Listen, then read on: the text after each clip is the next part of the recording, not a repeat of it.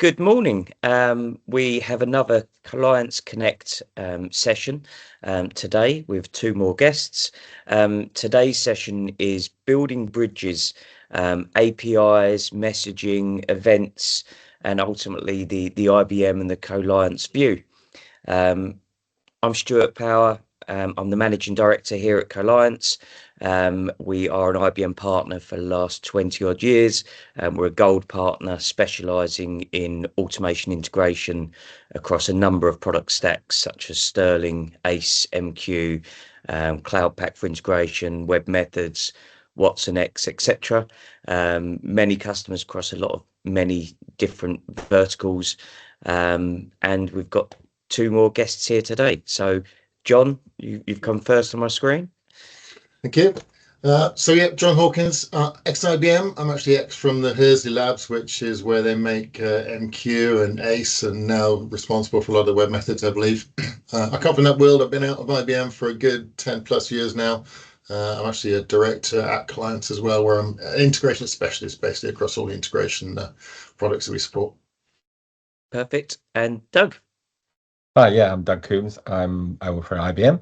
I'm a business development lead in our automation brand, and I've been doing that for the last nearly 20 something years. Okay, it's a pleasure to be here. Perfect. Thank you very much. So let's get to it. A couple of questions. So, in layman's terms, what are APIs? What are messages? What are events when we talk about integration? Yeah, that's a good question.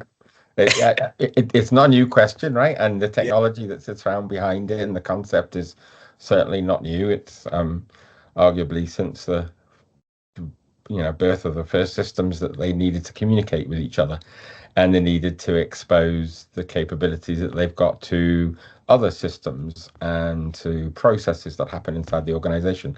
The way they do that is through something called an API, an application programming interface. The clue's in the title, right?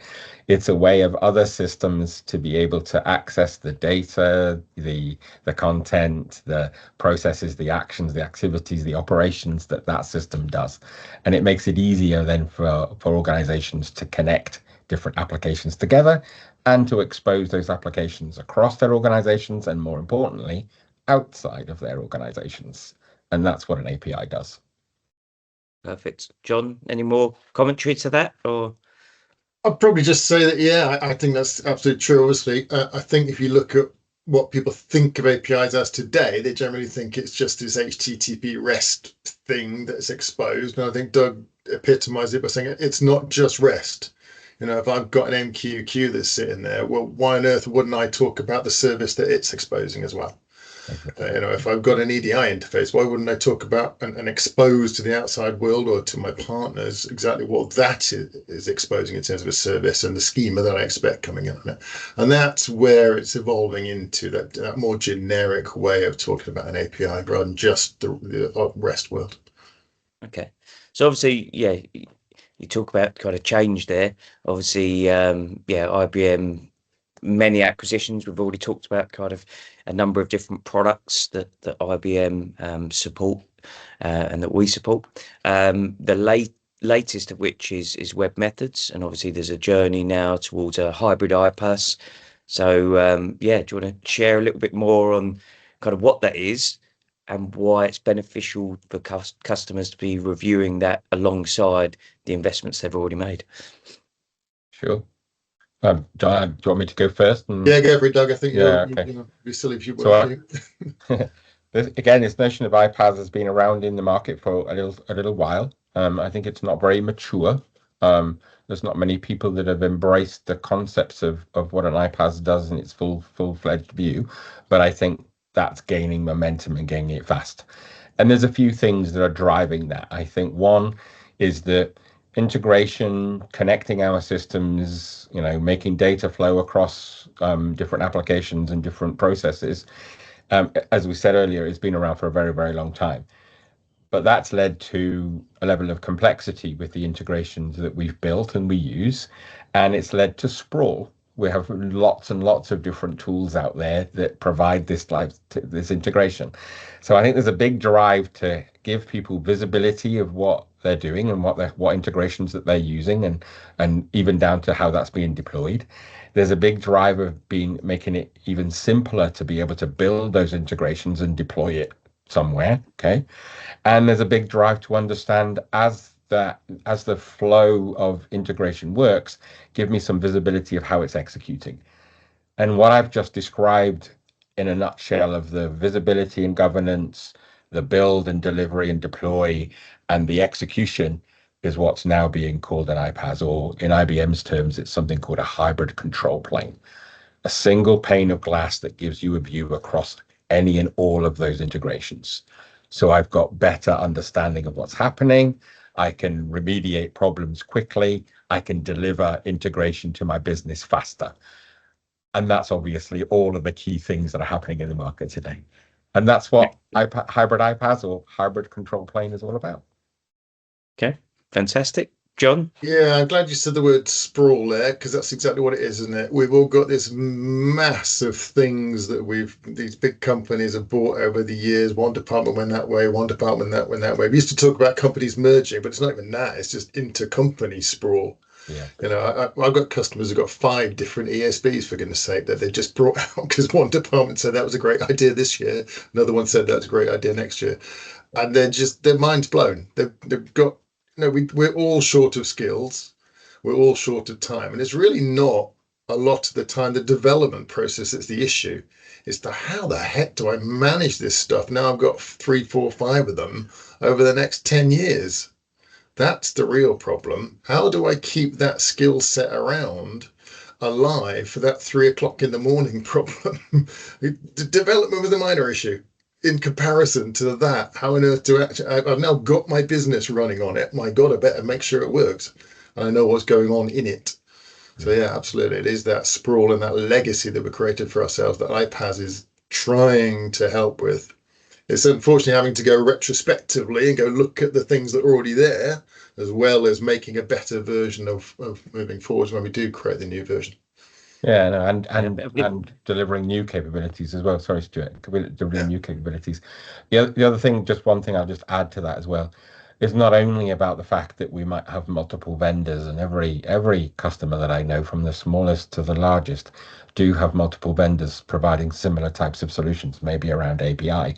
But by the way, it's also about different patterns of integration that I need to go deliver. I have the ability to go swap information through a document with people, and that's important.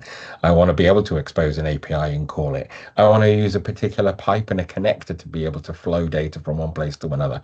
I want to be able to intercept events and be able to do that. Oh, and by the way, when I think about a transaction going end to end, it probably encompasses different patterns of those things. All of a sudden, how do I put those together, build and deliver, but more so, how do I then go and monitor those as part of a business process, right? And make sure they're doing what they're supposed to be doing, and be able to be able to resolve and remediate problems as you see them, right? Yeah, absolutely. So I'll jump in there because that's a beautiful entry point, isn't it? For the tool that we've been working on to a certain extent. So we've created a tool called Opsis, which is actually designed to because iPaaS is really all about the monitoring of these individual pieces, the deployment to those pieces, and it is still, that piece, a lovely layer over it from a system view, an administrative view, but that's still not giving the business person a view of what's actually running on those pieces of things that are being nicely managed now through the iPaaS. Yeah. So if I've got a purchase order solution, well, okay, does it touch that queue manager? Does it touch that ESB? Does it touch that API manager? I don't really want to know. But if something goes wrong with it, then someone's got to know. And someone's got to have that nice view to say something has gone wrong with my purchase order. So Opsis is all about that business process first view. We talk about how we can track a purchase order across all of those systems that we've got there. So one of our customers put it really nicely. It says Opsis takes the breadcrumbs that are being dropped on all of those systems and creating a view for me. So it's saying things like, well, okay, I'm taking a breadcrumb from the API manager, so that document flow through my API manager. I don't say that document came through the API manager. What I say is the order has been received. When it goes through MQ, I say, oh, the order is now on my messaging backbone. That's great. So I've now got a business view on the document that's flowing through, and I can easily see when those things fail. But I don't talk about, oh, my system's failed, my MQ's failed, my database has gone down. What I say is, I'm not achieving an SLA. Why aren't I achieving an SLA? Oh, the system slowed down. Right, okay, that's now a technical problem, but I'm keeping it in the business domain first. That's what we're trying to achieve with Opsis. Nice, excellent, thank you. So I'm looking at some of the questions that our customers were asking us to try and find out. So have you got a tip for how customers can help build a unified strategy? Is it, because they're not just going to go, right, drop everything, let's go straight for iPaaS or the control plane, because they've already got those investments. So how can they define that unified strategy going forward? This is your bread and butter, Doug. Go for it. Because it's such a small subject.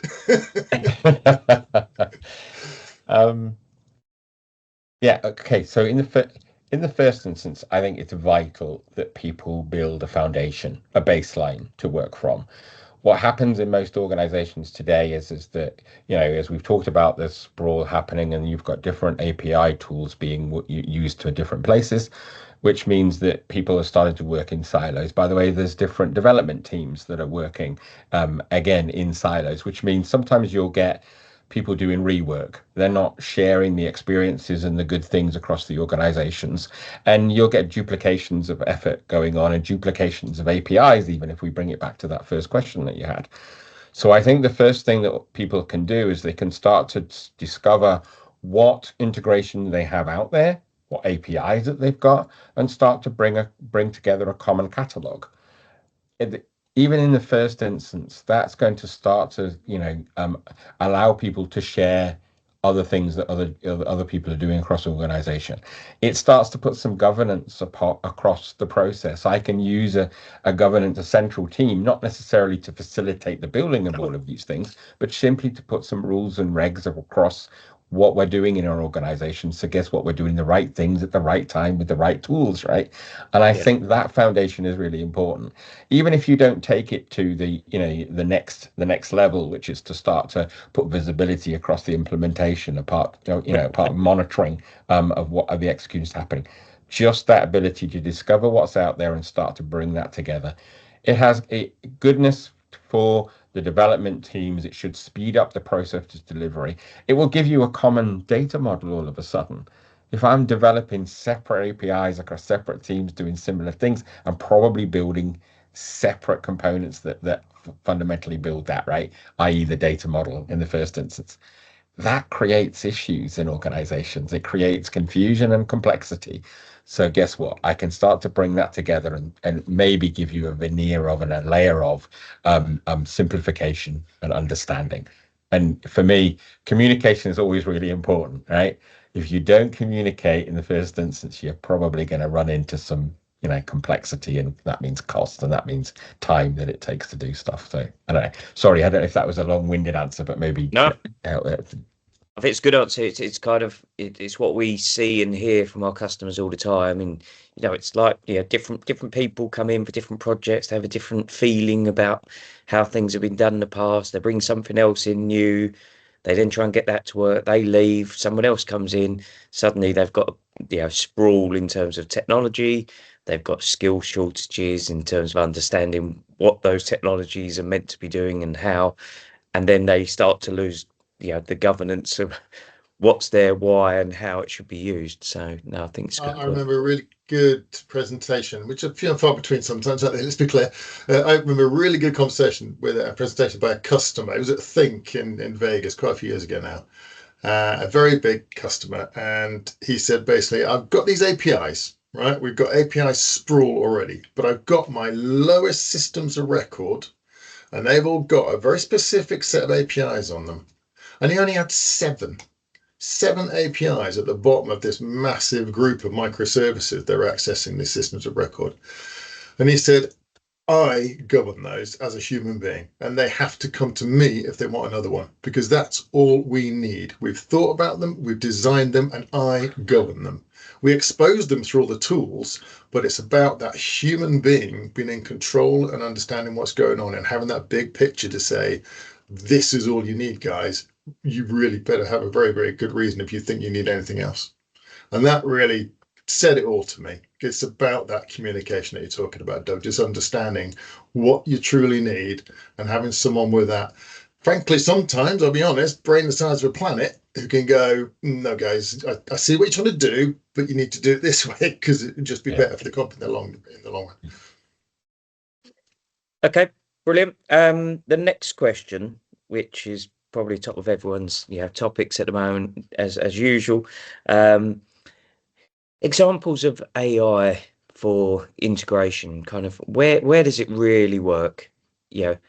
Without selling futures and roadmaps, but where does AI really work in terms of the current landscape of integration? I'll start with my simplistic view. I'm sure Doug's got a much more strategic view. I think we could do much better, frankly, in using AI in the past. And I think, frankly, we should have caught up with it just in terms of the simple mappings of integrations and schemes from one side to another. Integration is all about A being converted to B, A going to B. And we should just be, AI is all over that, right? AI is literally being trained on A looks like this, B looks like that. Help me get from A to B. And then I can get that working. I don't need those basic skills. The hard stuff, I still need a clever integrator for. But really, the basics of A connected to B should pretty much be done by now. And then again, the hard work of maintaining it, AI should be all over that. I've seen this problem before. I can solve it for you. Or I think I can go out and reach out to this knowledge base and see that A isn't connecting to B. And this is why. Do you want me to help you understand what's going on? Do you even want me to help you to fix it? Because this is what's gone wrong in the original tooling that we created. Nice. Doug? So I have two perspectives on this. I have what you might call an internal perspective and an external perspective. So from an internal perspective, I agree with John. All of the things that he's just said, perhaps go a little bit further. Certainly think that you can use AI, and we're starting to see that come into our capabilities and products. Is that how do you go map system A to system B, right? It's never the same. It's a laborious job to go do that. Why don't I just get an AI agent to go help me just do that and then pop it on the screen and go, do you agree with this? In a very simplistic term, that can save a chunk of time as you're building out these integration flows and patterns and APIs. I think also in testing, how do you go and generate test use cases? Again, it's a laborious, long-winded job to be able to do that, and already we're seeing AI being used to be able to. You simply click a button, you give it a schema of an API, and it will generate all of the edge test use cases for you without doing that. You then press the button and execute the test, and it will start to give you feedback. John talked about this. Start to give you feedback and more insight into what is going wrong, maybe with what you've built. So it helps you do that. And I think the ultimate place of that take that from an internal perspective is assistance. So I should be able to have a natural language conversation that says, go create me an API that connects SAP to Coupa. And then the AI will go away and say, okay, what do you need to do that? Oh, I need some information. Give me an endpoint of SAP. Give me an endpoint of Coupa. Okay, yeah, now I've tied that together. Thank you. Give me something that maps these two things together. I understand the scheme as it looks like this maps with this. There's the commonality in terms between the data models. Is that okay? Yes, it is. And it goes away and literally creates the API for you. It then comes back and says, oh, do you want to go test this? And you go, yes. Oh, I've built some test use cases. Do these look okay? You get the gist. And ultimately it's, do you want me now to deploy this? Where do you want me to deploy this to? And guess what? Behind the scenes, it's gone and done that. All of a sudden, I've taken the mystery and the magic, if you like, out of that and started to expose that so it becomes more transparent and more accessible to a greater number of people, right? And I'm not saying you put this on the desk of every user that's in the world, right? Of course you don't do that, but you should be able to speed up the job of the developer and the people that are building these things so they can now go and focus on the really hard stuff that they have to do, and all of the stuff that they should be able to do is like that. So anyway, sorry, very long-winded. John said it, you said it well earlier. That's good. However, there's a whole different thread, which I do think a lot of things that we have to do and make better. And this is the external view of AI. Integration can help AI. AI today, we're talking about creating large language models. We're talking about agents that interact with our systems and interact with each other. Predominantly, they do that because the integration that connects them and underpins them is there and makes them work. You know, much of the AI that's out there today is still in experimental type phases. It's not actually gone into production and actually delivering value to the business. I would argue, maybe somewhat biased, is that that's because the underlying integration is not there to be able to feed the real-time stuff that those AI needs.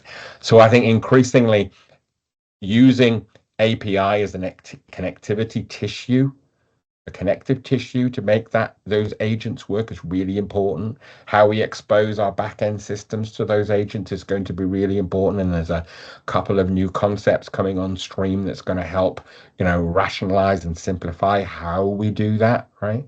How we, let loose these agents in the world that are going to automatically go and find products for us, put them into our basket and order them, and do that all magically based on one single prompt that somebody has on their phone somewhere.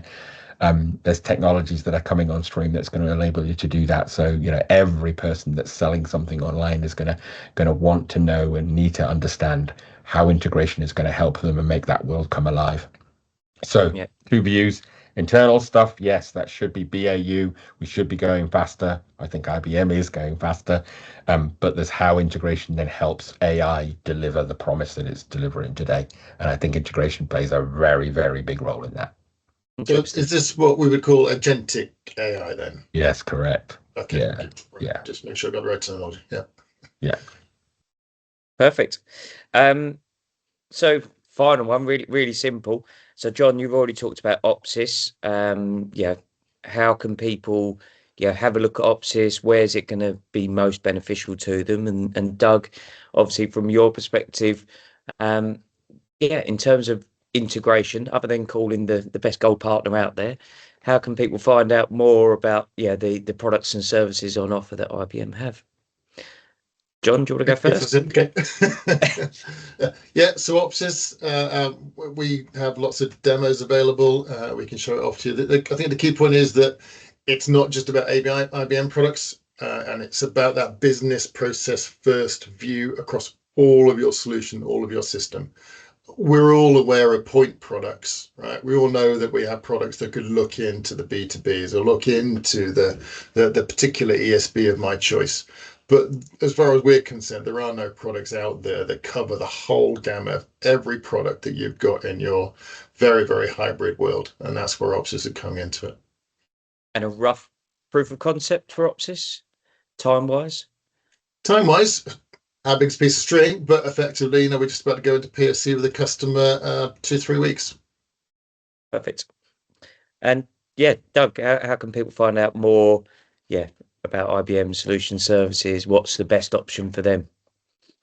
I absolutely would say, and I'm not just saying this because you're here, Stuart, right? That of course, I'm a big believer in I need to understand what the business problem that you're trying to solve, and Opsis is trying to solve a particular business problem. So for me, that's a really great way into understanding how integration can help you. It's an enabler. It's not a system in itself.